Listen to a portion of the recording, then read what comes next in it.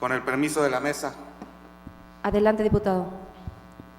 Aplicar la ley en forma retroactiva, incrementar cuotas y aportaciones, desaparecer los préstamos para adquisición de vivienda, aumentar la edad para la pensión por vejez y 15 de servicio más una aportación de 12% que se descontará del pago mensual que reciban, el establecimiento de un sueldo regulador, la pensión anticipada, el fortalecimiento de la reserva técnica del instituto con el dinero de los pensionistas bajo un nuevo esquema de cotización, son algunos de los puntos que de manera arbitraria y a todas luces violatoria de los derechos de los trabajadores propone la iniciativa para modificar la ley del Instituto de Pensiones del Estado, turnada a este H Congreso.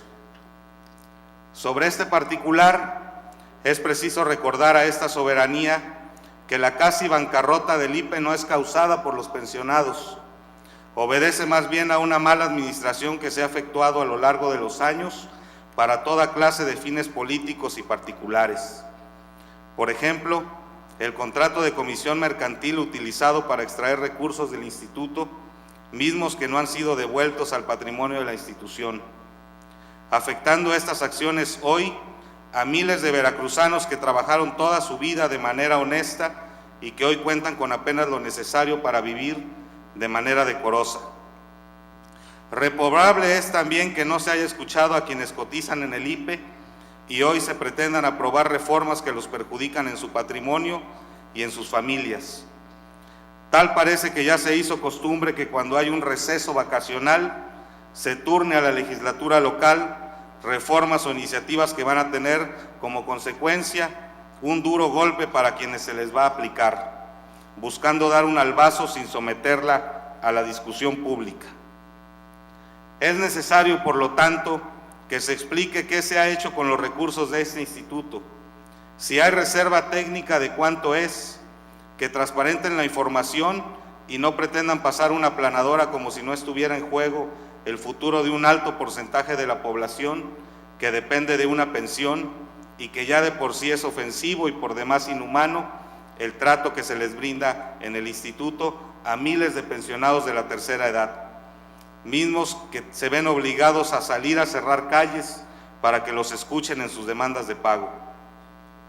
No podemos permitir de ninguna manera estos atropellos a los trabajadores para que contribuyan con más de su salario para fortalecer las finanzas públicas de un organismo que ha estado cuestionado durante toda su existencia por el mal manejo que los funcionarios públicos al frente han hecho y que actualmente, de acuerdo a los expertos financieros, el IPE está generando un déficit de más de 1,500 millones de pesos anuales. ¿Dónde están entonces los 5,000 millones de pesos que se tenían de reserva para los siguientes 25 años? Debemos de destacar, entre los mayores contribuyentes al desfalco del IPE, encontramos a nuestro exgobernador Miguel Alemán Velasco. Debemos recordar que durante su gubernatura, una de sus primeras acciones fue vender el Hotel Veracruz en el puerto a Carlos Slim. Después, en su objetivo privatizador, Alemán vendió el Hotel Tajín de Tuxpan a los dueños de Banamex, entre ellos el tuxpeño Roberto Hernández. De pronto el cine del Hotel Jalapa desapareció y también los cines del Puerto Jarocho, pero además el Hotel Chachalacas fue concesionado al Grupo Posadas, que por fortuna en el primer año de Fidel Herrera Beltrán fue recuperado cuando se venciera el contrato de arrendamiento. Pero el golpe económico y financiero al IPE ya estaba dado. El golpe de gracia, obviamente, ¿quién más lo podía dar? Fidel Herrera Beltrán, uno de los mayores pillos que hemos tenido en Veracruz, ya que él decide crear una especie de organismo descentralizado para manejar los hoteles Jalapa y Chachalacas, y de entrada inventaron ahí entre 40 y 50 puestos ejecutivos, cuando en todo caso el IPE ya tenía el equipo gerencial que desde unos 37 años antes había administrado el Hotel Jalapa y unos 40 años estaba administrando el Hotel Chachalacas. Los sueldos fueron de primer mundo y oscilaron entre 50 y 25,000 pesos, el salario mínimo a los jefes. De acuerdo con la bitácora, Entre los jefes figuraban los amigos, las novias del gabinete fidelista, que obvio solo cobraban la quincena sin trabajar en el terreno de los hechos. Se fortaleció así el viejo concepto de que el IPE ha sido una caja chica del gobernador en turno, una especie de agencia de colocaciones para la élite trepada en el poder sexenal.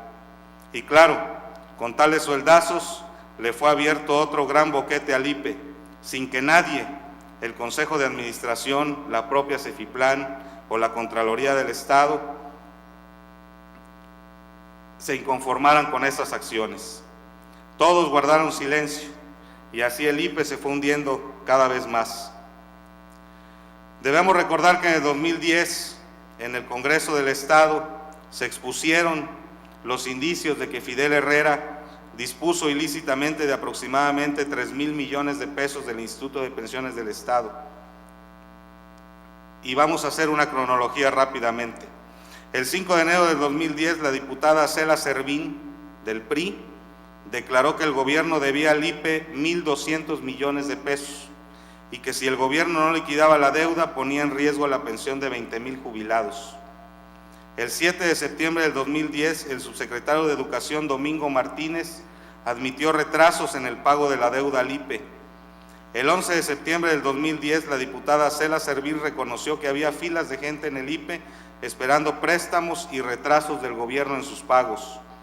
El 2 de octubre del 2010, el Sindicato de Trabajadores Normalistas y de la Educación declararon que era imposible explicar por qué el gobierno no había pagado las cuotas sindicales. El 11 de octubre del 2010, Cefiplan dijo que pagaría al IPE un pasivo por 1,500 millones de pesos pendientes desde el 2006. El 20 de marzo del 2011, el Consejo de Administración del IPE manifestó desconocer cuánto ingresó por la Lotería Veracruzana ideada por Fidel Herrera, ni en qué se había utilizado ese recurso.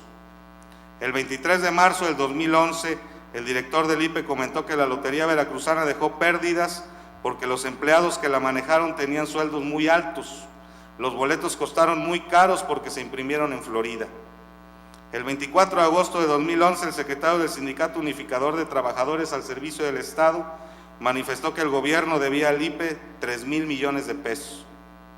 El 30 de septiembre del 2011, el secretario de Trabajadores Normalistas y de la Educación dijo que el IPE estaba en crisis porque el gobierno le debía entre 3,500 y 4,000 millones de pesos.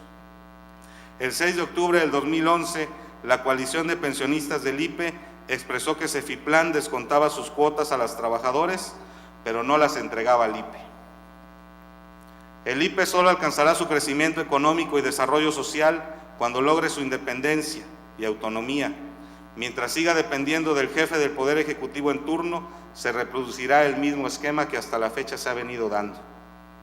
El Partido de la Revolución Democrática exhorta a que se realicen foros y mesas de debate público con los directamente interesados en el tema, es decir, los pensionistas, y a que se rinda un informe transparente, amplio y detallado de los recursos y estado que guarda el IPE y diga cuál es el monto de la deuda que guarda y en qué gasta cada peso que ingresa.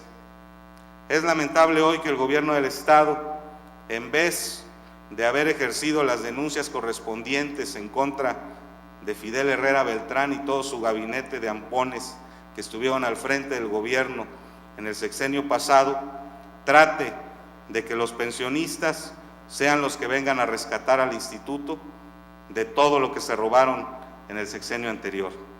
Es cuanto, diputada presidenta. Bien.